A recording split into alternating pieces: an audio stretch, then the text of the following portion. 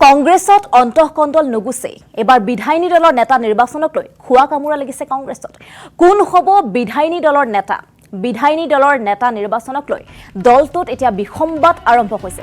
দুভাগত বিভক্ত হৈছে বিধায়কসকল দলটোৰ একাংশই বিচাৰিছে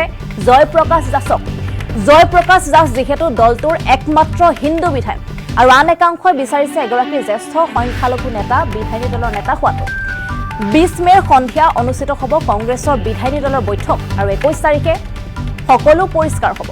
বিধায়িনী দলৰ নেতা কোন হ'ব সেয়া হেনো এআইচিচিয়েহে চূড়ান্ত কৰিব আমি যেহেতু জনাই আছো 19 গৰাকী যেহেতু বিধায়কে নিৰ্বাচনত জয়লাভ কৰিছিল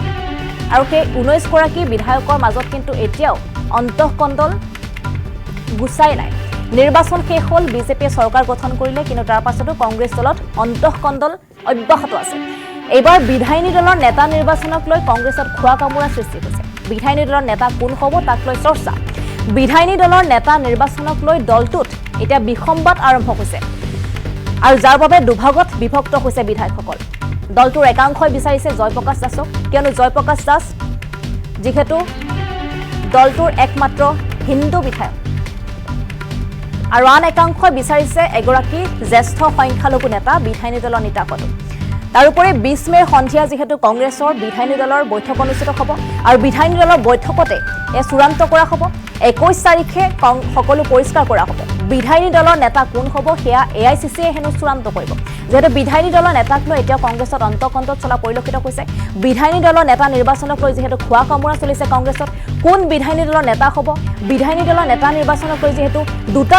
ভাগত বিভক্ত হোৱা পৰিলক্ষিত হৈছে একাংশ এজন হিন্দু নেতা বিচাৰিছে আন একাংশই কিন্তু এজন সংখ্যালঘু লোকক বিচাৰিছে জয়প্ৰকাশ দাস যিহেতু একমাত্ৰ হিন্দু বিধায়ক যে নিৰ্বাচনত জয়ী হৈছে একমাত্ৰ হিন্দু বিধায়ক বাকি প্ৰত্যেকজনেই কিন্তু সংখ্যালঘু নেতা আৰু যাৰ বাবে একাংশই এতিয়া জ্যেষ্ঠ সংখ্যালঘু নেতাক বিচাৰিছে তাৰোপৰি আন একাংশই বিচাৰিছে জয়প্ৰকাশ দাস যি হৈছে একমাত্ৰ হিন্দু বিধায়ক আৰু 20 মেৰ সন্ধিয়া যেহেতু কংগ্ৰেছৰ বিধায়িনী দলৰ বৈঠক অনুষ্ঠিত হ'ব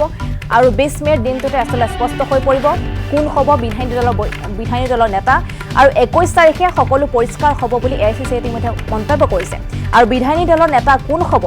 তাক লৈ যেহেতু চৰ্চা চলি আছে আৰু এআইচিচিয়ে যেহেতু উল্লেখ কৰিছে 20 তাৰিখে বিধায়িনী দলৰ বৈঠক অনুষ্ঠিত হ'ব আৰু সেই বৈঠকতে চূড়ান্ত কৰা হ'ব কোন হ'ব বিৰোধী দলৰ নেতা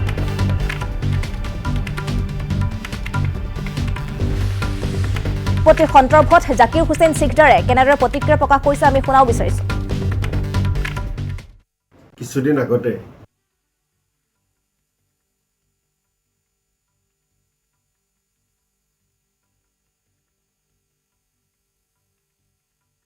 অংশগ্ৰহণ কৰিছিল গতিকে গোটেই কথাবিলাক আলোচনা চলি আছে চৰ্চা চলি আছে আৰু বিৰোধী দলৰ দলপতি আমাৰ দলৰ বিধায়িনী দলৰ নেতা কোন হ'ব সেই বিষয়লৈ ইতিমধ্যে আমাৰ হাইকমাণ্ডে চিন্তা চৰ্চা কৰি আছে আৰু মই ভাবোঁ খুব কম দিনৰ ভিতৰতে বিৰোধী দলৰ দলপতি নাইবা কংগ্ৰেছ বিধায়িনী দলৰ নেতা হাইকমাণ্ডে নিযুক্তি কৰিব আৰু আমাৰ বিধায়িনী দলৰ আৰু যিকেইটা বিষয়ভাৱ থাকে গোটেইকেইটা নিশ্চিতভাৱে বাছনি কৰিব আৰু এই বিষয়ে যিহেতু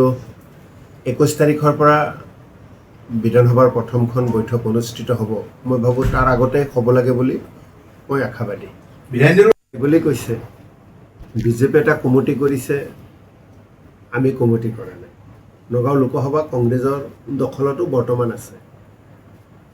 এই মুহূৰ্তত নগাঁও লোকসভাৰ সাংসদজনে পদত্যাগ কৰিছে কিন্তু তো কোন দলৰ পৰা জয়যুক্ত হৈছিল কংগ্ৰেছ দলৰ গতিকে নগাঁও লোকসভা যে উপনিৰ্বাচন হ'ব সেই উপনিৰ্বাচনত এইবাৰো নগাঁও লোকসভাৰ সন্মানীয় ৰাইজে কংগ্ৰেছ দলৰ প্ৰাৰ্থীকে ভোট দিব কোন হ'ব প্ৰাৰ্থী শিৱামণি বৰাৰ নাম উপনিৰ্বাচনৰ আগতে ঘোষণা কৰিব দিয়ক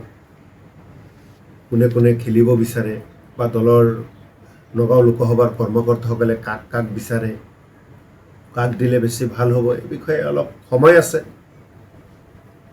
আছে এই বিষয়ে সিদ্ধান্ত লোৱা হ'ব আৰু সকলোতকৈ উপযুক্ত কেণ্ডিডেট এটাত প্ৰক্ষেপ কৰা হ'ব নিৰ্বাচনৰ আগত বিশেষকৈ অসম আৰু পশ্চিমবংগত যি ধৰণে ভাষণ দিছিল অসম আৰু পশ্চিমবংগ বেলেগ ৰাজ্য আৰু এখন 3খন ৰাজ্য তেওঁলোকে লাভ কৰিলে ৰাইজে বিজেপিক দিলে নৰেন্দ্ৰ মোদী ডাঙৰক উপহাৰ দিলে আৰু নৰেন্দ্ৰ মোদী ডাঙৰীয়া আৰু বিজেপিয়ে অসমৰ বিজেপি চৰকাৰখনে পশ্চিমবংগৰ বিজেপি চৰকাৰখনে আৰু মই পশ্চিমবংগলৈ যাওঁ অসমৰ কথালৈ আহোঁ হিমন্ত বিশ্ব শৰ্মাৰ চৰকাৰখনে নৰেন্দ্ৰ মোদী ডাঙৰীয়াৰ কেন্দ্ৰীয় চৰকাৰখনে অসমখন তৃতীয়বাৰৰ বাবে বিজেপিৰ হাতত দিয়াৰ পিছতো অসমৰ ৰাইজক ডাঙৰ উপহাৰ দিলে কি দিলে মূল্য বৃদ্ধি কৰিলে পেট্ৰল ডিজেলৰ দাম হ'ল বয় বস্তুৰ দাম বাঢ়িলে আকাশলংঘী আৰু আজিৰ তাৰিখত দাম কমাৰ কোনো প্ৰশ্নই নাই দাম কিমানলৈ বাঢ়িব এই কথা সকলো ৰাইজৰ মনত ডাঙৰ প্ৰশ্ন গতিকে যেতিয়া চৰকাৰ হয় ৰাইজে আশা কৰে যে চৰকাৰৰ পৰা কিবা সকাহ পাম তো নৰেন্দ্ৰ মোদী ডাঙৰীয়া আৰু হিমন্ত বিশ্ব শৰ্মাৰ চৰকাৰে